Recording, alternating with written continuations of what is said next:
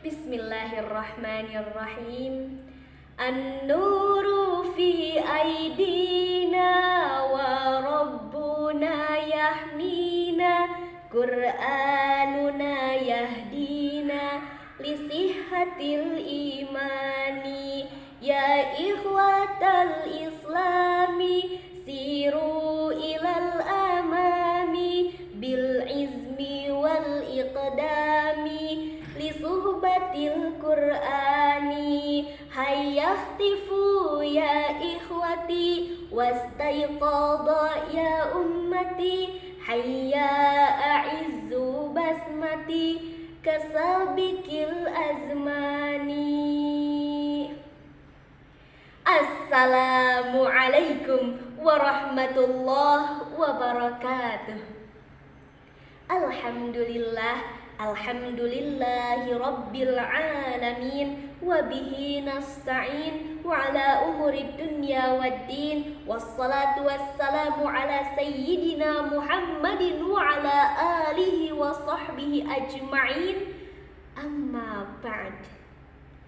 Puji sejati milik Allah Rabbul Izzati yang telah menurunkan pedoman hidup yang sejati, Al-Quran penyejuk hati, Al-Quran kalam ilahi yang menjadi kitab suci umat Islam di muka bumi, dan Al-Quran yang kemurniannya Allah jamin hingga hari akhir nanti. Salawat dan salam senantiasa kita haturkan kepada hamba teragung di muka bumi, utusan sejati, penerima wahyu ilahi yang namanya viral di langit dan di bumi, yang dengannya Al-Quran menyebar ke seluruh negeri, tidak terkecuali bumi pertiwi. Beliau baginda Rasulullah Muhammad sallallahu alaihi wasallam. Tidak lupa kepada para keluarganya, kepada para sahabatnya, kepada para tabi'in atba'ut tabi'in, dan mudah-mudahan sampai kepada kita semua selaku umatnya. Amin ya rabbal alamin. Yang saya hormati Dewan Juri yang insya Allah berkahi, kakak-kakak panitia yang tampan dan cantik memikat hati, serta hadirin para penonton sekalian dimanapun Anda berada. Jalan-jalan ke Sukajadi, pulangnya beli roti Vitasari. Perkenalkan, saya muslimah sejati, Puput Rahmania dari Garut, kota yang selalu di hati. Dalam kesempatan ini saya ingin menyampaikan sebuah uraian mengenai melaju bersama Al-Quran menjadi pemuda milenial yang mengagungkan Al-Quran. Hadirin rahimakumullah, kenapa sih harus bersama Al-Quran dan kenapa Al-Quran harus diagungkan? Allah Subhanahu wa ta'ala berfirman dalam Quran surah Al-Baqarah ayat 185. A'udzu billahi minasy syaithanir rajim. Bismillahirrahmanirrahim. Syahrul Ramadan alladzi unzila fihi al-Qur'an hudal linnasi wa bayyinatin minal huda wal furqan. Al-ayah sadaqallahul azim, yang artinya bulan Ramadan adalah bulan yang di dalamnya diturunkan Al-Quran sebagai petunjuk bagi manusia, sebagai penjelas dan sebagai pembeda. Hadirin rahimakumullah, dalam ayat tersebut jelas Allah nyatakan bahwa Al-Quran diturunkan tidak lain dan tidak bukan hudal linnas, sebagai petunjuk bagi manusia, wabayinat, juga sebagai penjelas atas petunjuk-petunjuk tersebut, wal furqan, juga sebagai pembeda antara yang hak dan yang batil. Sebagai umat Islam, kita wajib meyakini hal tersebut karena Al-Quran hanya berisi kebenaran, la raiba fi, tidak ada keraguan di dalamnya. Dalam ayat lain Allah menyatakan, wa in kuntum fi raibim mimma nazzalna ala abdina fa'tu bi suratin min mislih wad'u syuhada'akum min dunillah in kuntum shadiqin. Dan jika kalian tetap berada dalam keraguan atas apa yang kami turunkan kepada hamba kami Muhammad, maka datangkanlah yang semisal dengan Al-Quran, dan ajaklah penolong-penolongmu selain Allah jika kamu memang orang-orang yang benar. Allah sampai menantang dalam Al-Quran, jika kita masih ragu dengan Al-Quran, maka datangkan yang semisal dengan Al-Quran. Dan Masya Allah hadirin, sejak diturunkan hingga saat ini tidak ada yang mampu membuat yang semisal dengan Al-Quran, dan tidak ada yang mampu menandingi Al-Quran. Lantas mengapa kita masih ragu?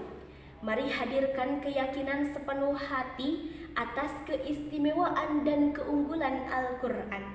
Selain keistimewaannya dituliskan langsung dalam Al-Quran, keistimewaan Al-Quran dapat kita saksikan dalam kehidupan sehari-hari.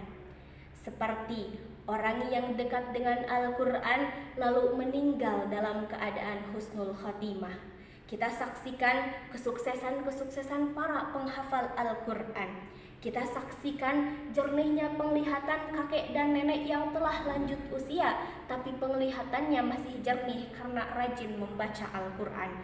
Dan sejarah-sejarah agung para pejuang Islam yang menang bersama Al-Quran, serta keajaiban dan keistimewaan Al-Quran yang terus ditemukan dan terbuktikan seiring berkembangnya zaman. Masya Allah, Allahu Akbar.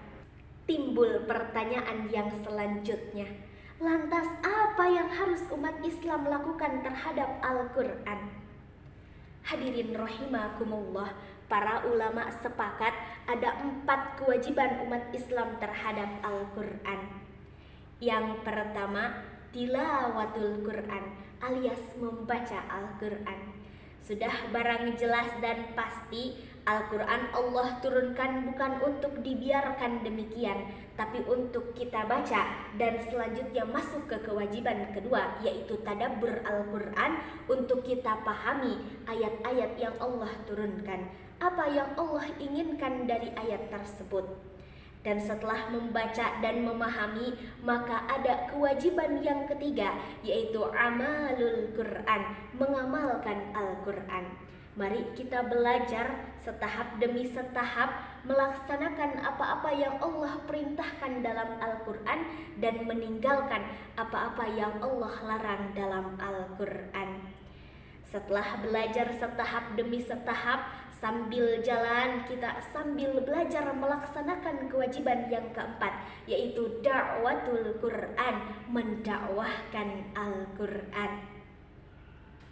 Hadirin rahimakumullah, atas 4 kewajiban tadi mari kita turunkan pada keadaan zaman sekarang. Mari kita lihat bagaimana interaksi umat Islam terhadap Al-Quran. Gemerlap kehidupan dunia dan hiruk-pikuk aktivitas manusia tidak jarang menjadikan manusia abai terhadap Al-Quran, betul?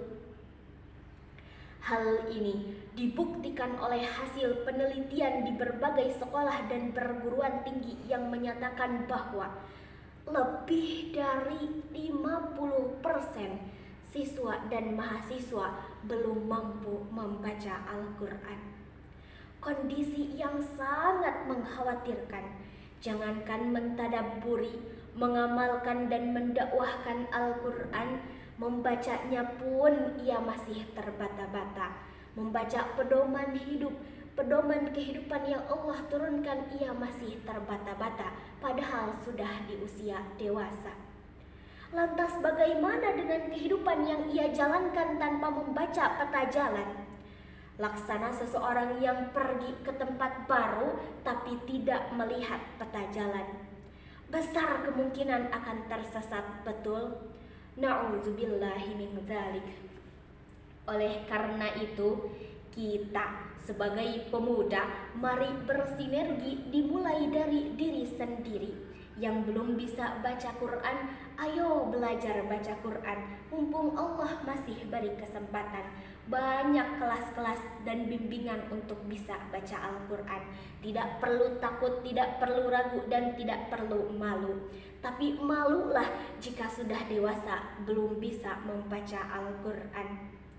Jika sudah lancar membaca Al-Quran, maka mari istiqomahkan dalam kehidupan setiap harinya harus ada waktu untuk berinteraksi dengan Al-Quran. Jangan biarkan jadwal kita berinteraksi dengan Al-Quran tergerus oleh aktivitas-aktivitas keduniawian. Sambil jalan, sambil istiqomah kita membaca Al-Quran, kita berusaha mentadabburi, mengamalkan, dan mendakwahkan Al-Quran. Dan yang perlu kita ingat hadirin, bahwa mendakwahkan Al-Quran tidak terbatas pada ceramah di atas mimbar. Betul? Tapi melajulah, jadilah pemuda yang berkualitas dan hebat pada bidangnya masing-masing dengan tetap menjadikan Al-Quran sebagai pedoman hidupnya dan tetap menggabungkan Al-Quran dalam kehidupan sehari-harinya. Maka insya Allah hal tersebut sama dengan mendakwahkan Al-Quran, dan insya Allah jadi pahala besar mendakwahkan Al-Quran di sisi Allah Subhanahu wa Ta'ala. Semoga kita menjadi pemuda-pemuda yang demikian. Amin ya Allah ya Rabbal Alamin. Ilahana, ya ilahana, yassir lana umurana. Ilahana, ya ilahana,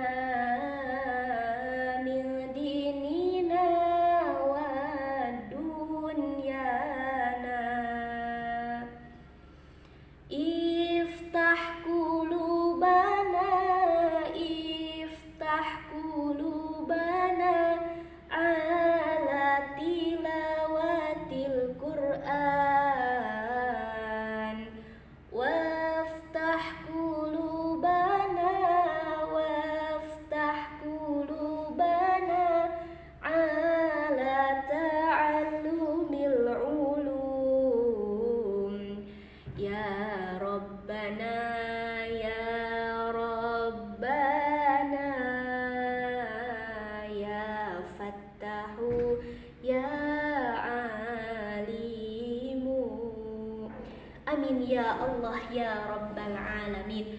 Hadirin sekalian, sekian yang dapat saya sampaikan. Akhir kata, seorang ulama berkata, jika ingin tahu kedudukan kita di hadapan Allah, maka lihatlah bagaimana Al-Quran dalam kehidupan kita. Terima kasih atas perhatiannya. Ihdinas siratal mustaqim. Ungdur ma qala wala tangdur man qala. Wabillahi taufiq wal hidayah. Wassalamu alaikum warahmatullahi wabarakatuh.